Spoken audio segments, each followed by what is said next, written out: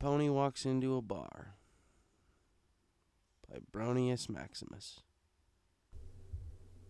Rarity.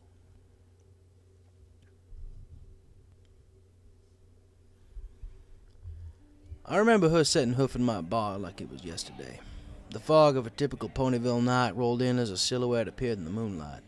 With a triumphant hoof, she pushed the door open and strode in, her head held high, as though she'd just been crowned princess herself.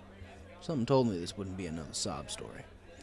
Although, my tavern didn't seem like the place a mare like her would be planning to celebrate something. Anyway, I don't look gift dragons in the mouth, so I was glad to see her saunter over and sit at my end. "Barkeep, a cosmopolitan, please." "Right away," I said, preparing my tumbler and a martini glass. Her proud demeanor was a welcome change to the first two mares I'd had in here. "I never forget a face, especially one as beautiful as yours," I said, pouring her drink in front of her. She took the compliment without missing a beat. I could tell this mare had heard those words before. "You don't come here often, do you?" "Not usually, but one looks the way one feels," she smiled, taking a sip of her cocktail.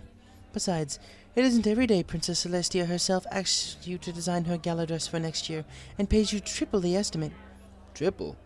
I bet Mr. Fashion Designer is pretty happy with that too, eh?" She blushed. I may be a gruff old goat, but it felt good to know I could still make a mare blush a bit. "Oh, there's no mister," she corrected. "The name is Rarity." Sweet Celestia, if only I were 10 years younger. "So you mean to tell me not a single pony in town has their eyes on you?" She sighed. "Mares are like minefields. One false step and boom, mood ruined." "Well, there aren't any ponies that I know of, but a certain dragon has pined for me for years, I'm afraid." Interspecies stuff, huh? Well, you take all kinds here. Not that I'm one to judge. I once had a pretty awesome setup with a Griffin girl I knew back in college, but this isn't about me. "Really? Unrequited love is never fun," I said sympathetically. Rarity slammed the rest of her drink and tapped her hoof on the bar. "It's not exactly unrequited," she replied hesitantly. "I certainly care for Spike, and I do love him, just perhaps not in the way he would like." She took another forlorn glance at her empty glass before I poured her another Cosmo. "Love is a battlefield, as they say," she sighed. "So a dragon kid has the hots for you, does he?" I simplified. Sometimes the best thing to say is the thing already said. It makes you feel intelligent without having contributed anything to the conversation. "It certainly appears that way. I'd hoped he'd realize our age difference makes us incompatible. I feel terrible for saying this, but I hoped even, that he'd at least make a play for my little sister. At least she's of similar age." I shrugged. Every pony's had an unrequited love at least once. When I was but a spry colt, my foal sitter was the object of my affection. Candy Stripe was a queen, where I was but a mere peasant. The ground trembled in jealousy of her grace as she walked, and her very presence left me feeling a foot tall. Anyway, this story's about Rarity's problems, not mine. Didn't work out so well, did it? It's hard not to read ponies. She wouldn't have told me in such a somber mood if it didn't end tragically. "No," she sighed, resting her hoof on her cheek while circling the rim of the glass with her other hoof. "I have stopped just short of telling him he has no chance." "Well, if it's true, then why haven't you?" "I wish I could tell you. A part of me just can't stand to see him broken-hearted, and Spike deserves to be happy with some pony. Or some dragon. I can't continue leading him on like this, but I simply couldn't see my life without him." "Looks like some ponies got something a bit more than friendship. So let me see if I have this right," I began.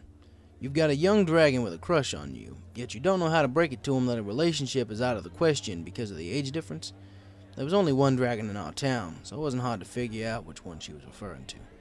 "Indeed," she replied, finishing her drink and signaling for another. "Why does life have to be so complex?" I smiled. Many a patron of satin pondered that very same thought. What fun would it be if it weren't? "It may not be exciting, but at least it would be predictable," she lamented. "If you don't mind my asking, why don't any other ponies have their eyes on you?" It seemed like a reasonable enough question, though she didn't think so. "I'll have you know, I... She sighed, holding her perfectly curled mane away from her face as a combination of alcohol and reflection gave her a somewhat emotional epiphany. "I'm a shut-in," she whined. And boy, could she whine. "All I do all day is slave away behind a sewing machine. And for what? Over half the population doesn't even wear clothes. Well, being a tailor in Equestria is kind of like being a bottle of fine champagne. You aren't used for every occasion, only the really special ones, I consoled, trying to lighten her mood from the somber thought of her poor career choice. It didn't seem to work. She might have been an aggressive drinker. I'm a seamstress, thank you very much. I'll have you know that ponies line up to wear one of my dresses to any formal event. See? You're not as useless as you think. Whoops.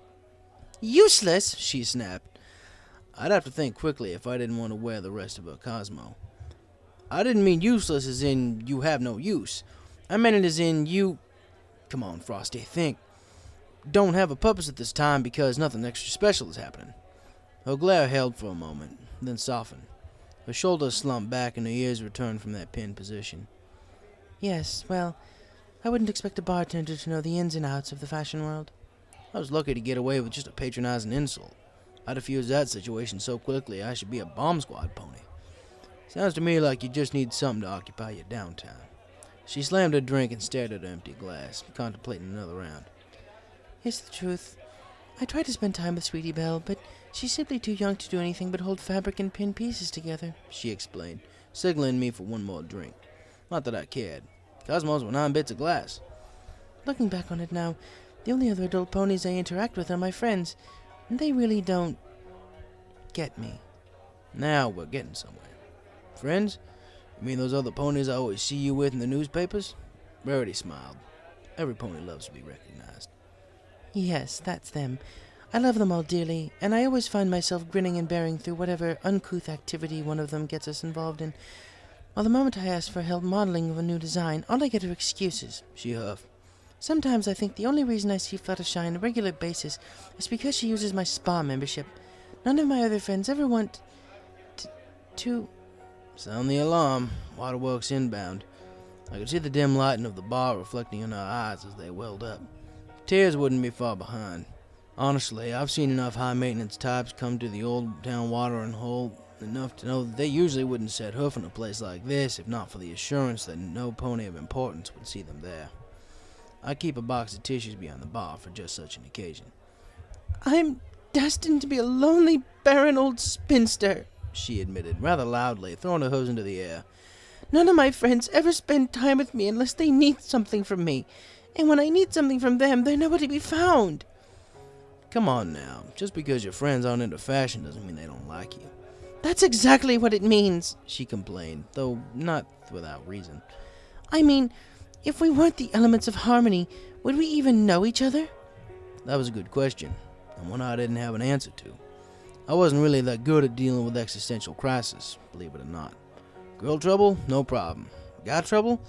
I could at least lend a male perspective. Want to know how to remove grass stains from the back of a gala dress after a romp in the garden outside the palace with a beautiful stranger? I'm thinking club soda, maybe? I don't know, but you get the idea. Anyway, I knew I had to do my best as a bartender to console the borderline hysterical mare. I can't say you know each other, but you do now, right?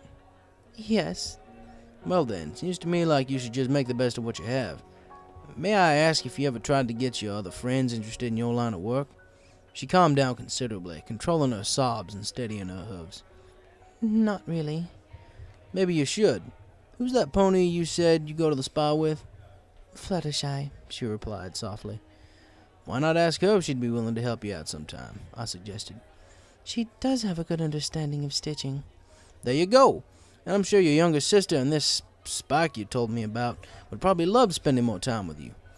She paused, considering my words before sliding her glass toward me. I'm ready for my tab, she said confidently. Hopefully I'd gotten through to her, but I'll never know for sure. As I tallied up her bill, I couldn't help but notice another customer sat beside her. He was a tall green and purple dragon wearing a long trench coat with a big top hat and handlebar mustache. Rarity and I looked at each other before she winked at me. I smiled, turning my attention to the nervous young patron. What can I get for you, sir? He cleared his throat in an attempt to deepen his voice. Yes, I would like 1 alcohol, please, he said confidently. I took another knowing glance at Rarity before turning back to him. Of course. If you don't mind, just how old are you? I asked, immediately putting a damper on his confidence. Why, the appropriate age for an adult like myself to consume alcohol, of course. Okay, right now I had two options. Throw him out of my bar for trying to drink underage without even so much as a convincing disguise in front of his crush, or serve him a sparkling non-alcoholic cider and see where this takes us. Rarity appeared to be trying hard to hold back her giggles as my mustachioed patron turned towards her. I'd recognized Spike's face from around town, and I knew there was no way he was tall enough to wear a floor-length trench coat without an impressive set of stilts. In fact, if I hadn't heard Philly's voices coming from behind his clothes, I'd have thought he was some kind of stilt walker. Looks like these here kids went for the old sit on each other's shoulders to pretend to be an adult gag. How original. Do you come here often, Mr. Rarity began, intent on playing along for the time being. Bar... stool? He answered nervously. Come on, kid, you didn't even think up a fake name. What's wrong with kids today? Rarity held back a giggle before continuing. Well, Bar, it's nice to meet you. My name is Rarity. The pleasure is mine, Rarity. I had to give the little guy credit. He'd clearly put some thought into this, though I'm not sure how he convinced whoever's in that musty old trench coat to play along. They'd sparked quite the conversation before I heard the inside of Mr. Barr's trench coat begin to speak. Spike, hurry up. Sweetie Belle keeps farting in the coat, and I don't know how much more I can take. I did not. It was probably you, Scootaloo. Or should I say Tootaloo? Both y'all hush so Spike can talk to Rarity. Besides, it was me. The word gross sounded from the coat as an orange filly with a purple mane and a white filly with a two-tone purplish mane stuck their heads out of the jacket, much to Spike's horror. Hi? The orange one smiled sheepishly. Equestrian law says no pony under 18 can legally be in a bar after 8, so I had to show them to the door. Rarity told them to wait outside while she settled up. I assumed a scolding was in order, but Miss Rarity actually surprised me. I guess some pony's in for a lecture. She smiled, sliding me her bits and shaking her head. No, I'm almost certain Sweetie Belle and her friends more than likely roped Spike into this, not the other way around, she said in a much better mood than earlier. Foals will do that to you. But Spike has been by my side since we moved here, and I must admit, he has a certain charm. Perhaps I'll have eyes for him once he's a bit older. You can only hope, I replied, wiping the glass with my cleaning cloth. Thanks for being so understanding with Spike and the others. I'm sure you could have thrown them out the moment they walked in. I chuckled a bit. There's no law against having fun at work, right? It was no trouble at all. Sometimes all it takes is a free non-alcoholic cider to make a baby dragon feel like a grown one. It certainly seems that way. She smiled at me. She was far more beautiful when she smiled than when she pouted. That much was certain. Thanks for the drinks, Frosty. I've got some fillies and a dragon that need a stern talking to. Of course, I said. Perhaps you and I can get a drink when you aren't working. And just like that, she was out the door. Only then did I notice she left a phone number on the bill. I slid that into my chip jar for later. The next element to come in had actually been a regular here for a year or two, but not for the reason you might think. She never drank a drop of alcohol in all the time I've known her, and I'd never guessed she was the element of kindness if she hadn't mentioned it. She went by Flutters when she was performing, and always made sure to conceal her identity.